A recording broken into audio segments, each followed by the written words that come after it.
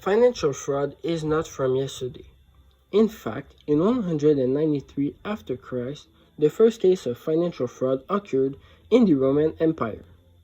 It was the guards of the empire that decided to sell the title of the emperor of the empire to the highest bidder of the entire empire. It was sold for over $50 million of today's money on the public auction on March 28th. The problem with that is that the guards sold something that did not belong to them, and they sold it to get more money. Their main goal was not to get the city better. 2 months later, the new emperor was abandoned by all the corrupted guard to then be killed by one of them. The next big financial fraud that I am going to talk you about is the 1992 Indian stock market scam. The scam was a market manipulation carried out by Arshad Shantilal Mehta with the help of other bankers and politicians on the Bombay Stock Exchange. The scam caused significant disruption to the stock market of India, defrauding investors of over $10 million. The main technique used by Mehta and the bankers was that they drove the prices of stocks up to 40 times their original price. Then, as a result of the scam, the stock traders were making really good returns and they were able to fraudulently obtain unsecured loans from the bank.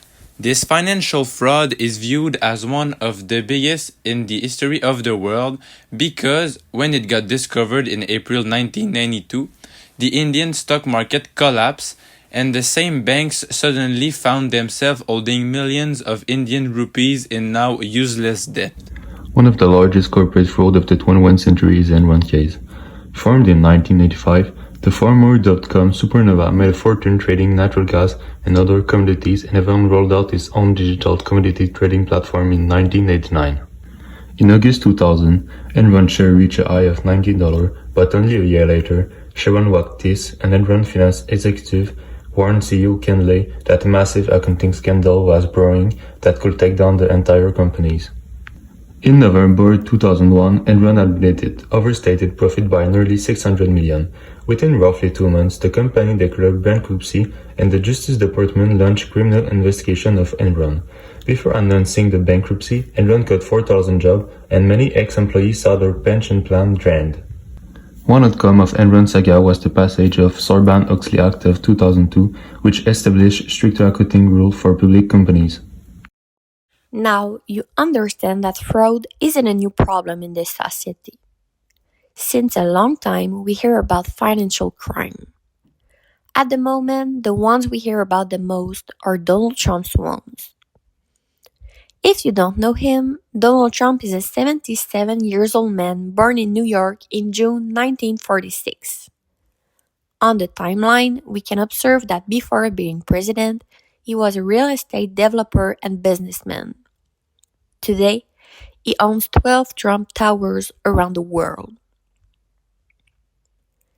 In brief, he has always been in the world of finance, and this could probably explain how excellent he is at frauding.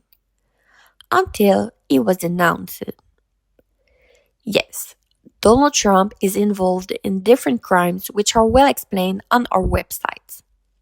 To conclude, fraud will probably never disappear, but a fraudster at the head of a country can.